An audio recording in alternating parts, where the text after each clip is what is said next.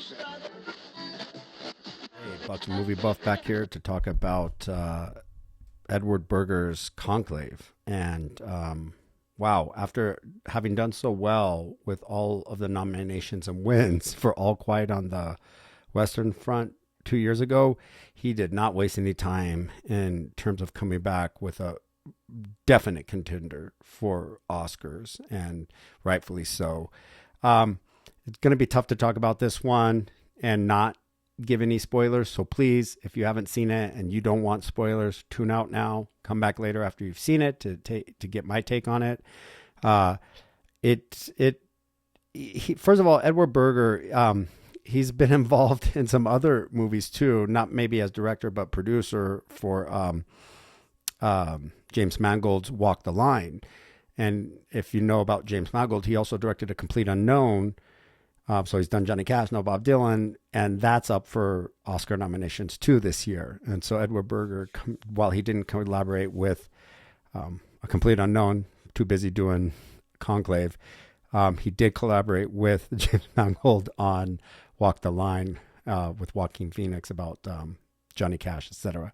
So Conclave is this story of the Pope passing, and you take it as a contemporary moment right now in history, and the Pope passes, and there seems to be some mystery around this. So it's a thriller kind of suspense mystery movie, and while it doesn't spell it out right away, based on some of the cardinals' reactions to this and questioning of other cardinals, you begin to wonder, what has happened? Was there foul play? What are the motives and politics in this? And let's be honest, the Catholic Church is huge, over 1 billion followers, the largest religion on the planet still. And it's had a litany of issues politically with the church through World War II, as well as even popes being totally corrupt. And then in recent years, all of the suppression of its disgrace in terms of things that it's done to the indigenous populations around the world, particularly in North America and the Canadian boarding schools, North American boarding schools, and these mass graves they've unveiled, the child molestation, et cetera, et cetera. It goes on. Well, the movie in no way is short of amazing actors, okay? And for a movie like this, it would take that, right? And, one in particular is Ralph Fiennes. I mean, he is really good in this. And he's kind of the one charged with running the conclave for the next election of the papacy. And another cool mention here is Isabella Rossellini. And as I watched the film, I kept thinking, who is that nun? I've seen her before. So well done. I didn't even pin my finger on it until at the end when I saw the credits. Isabella Rossellini, who has done classic movies. One of them in particular is Blue Velvet by David Lynch, and rest in peace. We just lost him this year, which is a sad thing. But you also have like Stanley Tucci, you have John Lithgow, Sergio Castellito, Lucian Masamati. It goes on and on. And they are all almost playing cardinals, because when you have a conclave, so if I knew some of being Catholic and having been raised Irish Catholic and gone through some of or having received some of the sacraments, I know about Catholicism, but I did not really know exactly how a conclave works. And this movie is also very educational on that. It's based on a novel. But when you do have a conclave, it's like a sequestered jury. Okay, in the United States of America, we have sequestered juries. We have a jury system for our judicial branch, and when there's such a high-profile case, juries can be sequestered, and they stay at a hotel. They're bused to the courtroom. They go back. They're not supposed to see TV or talk amongst themselves, and et cetera, et cetera. And that's kind of how the conclave for papacy works in terms of determining who is the next pope when a pope does die. So that takes place, and you start to learn through that conclave and cardinals, because in the end, everybody talks, right? Even though they're supposed to talk amongst each other and receive information from the outside world, stuff leaks in, how they put it. Very archaic system still, as they show it, like handwritten votes that go into a recipient with a little tray that almost would be for a candle. Well, yes, again, spoilers. I can't really talk. Well, definitely tune out right now if you don't want the spoiler. Spoiler alert. I'm going to go with it. This movie to me is more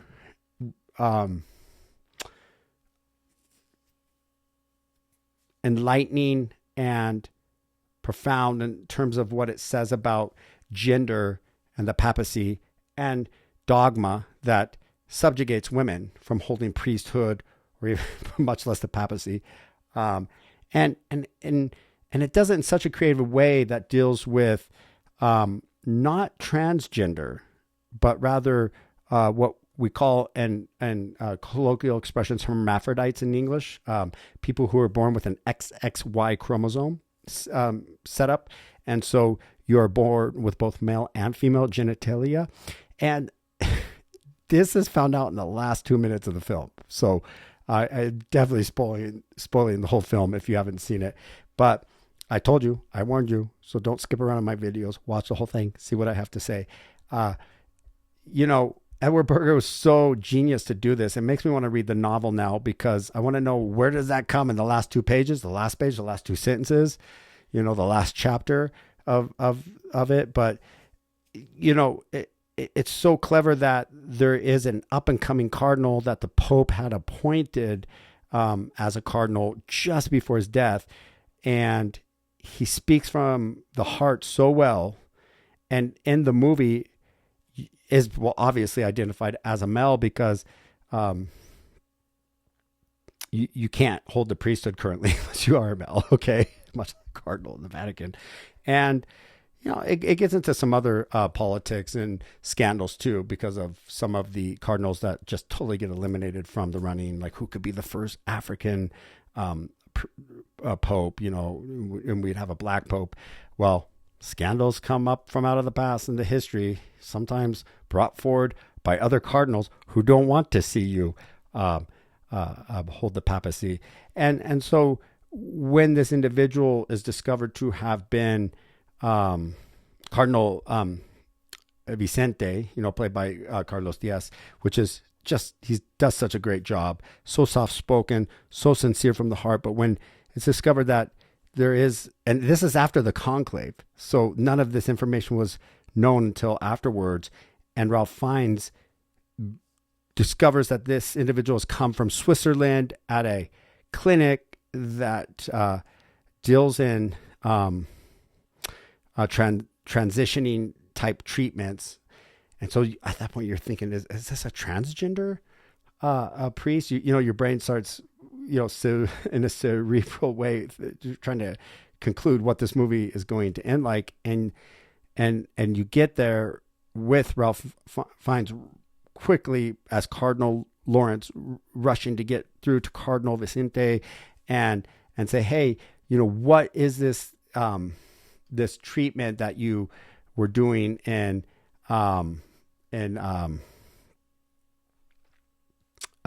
Switzerland, and why? And he begins to tell him, as the Cardinal Benitez, de Mexico, even though he had been put into Afghanistan. Wonder why? Who knows? In terms of why the Pope would have appointed him there or how he got there. They don't really get into that story, but he does say, I am both, and this is how I was born, and I'm okay with not transitioning and choosing. So I think it says basically in the dialogue that, Cardinal Benitez didn't go through with any surgical procedures in terms of transition one way or the other. And to me, in that sense, this is a much more profound film than Emilia Perez. I mean, again, in my video on Emilia Perez, I let you all know I wasn't anticipating so many Oscar nominations. And even though I'd rated a 5 out of 5 on Letterboxd, I am kind of I have qualms about that. I think it's being utilized maybe more with a political statement towards our current government state, because we had Trump win the elections in November of 2024, and then actually become and receive the passing of the torch as president in the 20th of January this year, right before the Oscars. And often polemic things like that in terms of politics can receive messages from the artistic community, and the Oscars have been used this way previously. So, you know, I don't know about Edward Berger doing this intentionally or timing it with the current Trump administration in the United States of America, but, you know, it is quite a polemic administration and does have a very distinct view on DEI. They're removing the funding, and this isn't a political channel. It's more of an artistic perspective on movies channel. But I feel it hard not to mention these types of dynamics and things when it is what's happening currently with movies, right? And it's common knowledge that the Academy Awards often has at times tried to send message to governments or the populace with movies before. So while Emilia Perez was a good movie, I thought it's not my favorite of the year. And I thought this one was just way more intense and entertaining, and really makes you question. I mean, I am not per se a practicing Catholic, so I don't have much opinion on the Vatican and the dogma of the Catholic Church or Pope anyway. However, I do like movies that question this, and why are these antiquated religious dogma movements on the planet that affects 1 billion people or 1 billion followers, and still can be misogynistic, or still can be religious ideology that doesn't allow much less women to hold a priesthood or to be spiritual communicators to the masses, but definitely is not inclusive of transgender, homosexual demographics, or in this case, XXY demographics. So anyway, really good movie. I want to see it again. I would watch again, even knowing the ending. And the music, it was phenomenal, I have to say. The music again was, it was a kind of traditional music that was like violins and cellos, and even my, my daughter said during the music, like, "Oh, that's a cello and it's doing this," and I was pleasantly entertained with the music. That's something too. The photography, the editing, Volker Bertelmann, a German composer, did the music for Conclave. Phenomenal. Should win an Oscar for that composition and performance. That said, I think I need to go rewatch a movie out of Argentina, Uruguay y Argentina, que se llama XXY, XXY, and it also deals with a hermaphrodite. And I thought that was a really amazing movie. And I recall the turtles, the sea turtles in that movie, and there were turtles in this movie, because at one point in a turtle's evolution or in its lifespan, it's actually both genders at once altogether. Okay, so I'll be on the lookout for that. I do go back at times and watch other movies that are older and not like contemporary Oscar nominees of the current year. And so after I get through this Oscar nomination gauntlet and awards, I will try to include some of these mentioned movies like XXY, XXY. I think it came out in like 2007 or so, in an upcoming video. With that said, that's all, folks.